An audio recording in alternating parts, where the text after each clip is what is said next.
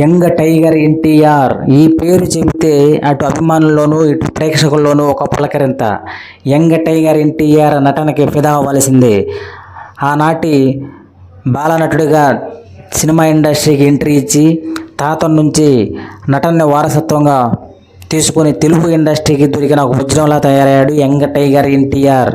తన సినిమా వస్తుందంటే అభిమానుల గుండెల్లో ఎనలేని ఆనందం. ఆనాటి స్టూడెంట్ నెంబర్ 1 నుంచి నేటి RRR వరకు తనను ఇంప్రూవ్ చేసుకుంటూ సినిమాకి వేరియేషన్ చూపిస్తూ అటు ప్రేక్షకుల గుండెల్లో చెరిగిపోని ముద్ర వేసుకున్నాడు యంగ్ టైగర్ ఎన్టీఆర్. రాజమౌళి ద్వారా RRR ద్వారా పాన్ ఇండియా లెవెల్లో నేమ్ ఫేమ్ సంపాదించుకున్న యంగ్ టైగర్ ఎన్టీఆర్ నెక్స్ట్ 6 సంవత్సరాల తర్వాత సోలోగా వస్తున్న cinema Devara. Star director Koratala Siva young tiger NTR కాంబినేషన్లో రాబోతున్న సినిమాకి హైప్ వేరే లెవెల్లో ఉందని చెప్పాలి. ఈ సినిమా నుంచి ఏ అప్డేట్ వచ్చినా దానికి సపోర్టు వేరే లెవెల్లో ఉందని చెప్పాలి.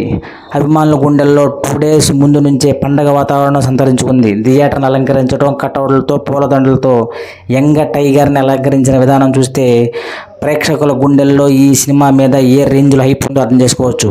యంగ్ టైగర్ ఎన్టీఆర్ రేంజ్ ఏంటో ఈ సినిమాతో అర్థమైపోతుంది.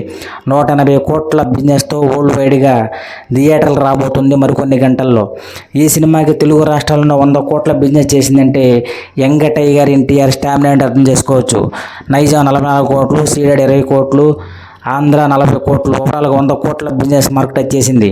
అలాగే ఓవర్సీస్ హిందీ 26 కోట్లు, కన్నడ 16 కోట్లు, తమిళం 6 కోట్లు, కేరళ 6 కోట్లతో ఓవర్సీస్ 26 కోట్లతో ఓవరాల్గా 180 కోట్ల మార్కు టచ్ చేసిన సోలో సినిమాగా 9th ప్లేస్ని ఆక్రమించింది యంగ్ టైగర్ ఎన్టీఆర్ నటించిన దేవర. ఈ సినిమా కోస్టల్ ఏరియాని బ్యాక్డ్రాప్ చేసుకుని తీస్తున్న సినిమా అవడంతో సినిమా మీద హైప్ వేరే లెవెల్, అలాగే డబుల్ రోల్ అవటంతో సినిమా మీద అంచనాలు వేరే లెవెల్లో నేను చెప్పాలి. ఈ సినిమాకి నందమూరి కళ్యాణ్ రామ్ ప్రొడ్యూసర్గా వ్యవహరించడంతో ఈ సినిమా బడ్జెట్ 300 కోట్లతో సెల్యులాయిడ్ మీద వేరే లెవెల్లో చూపించబోతున్నారు టాకు.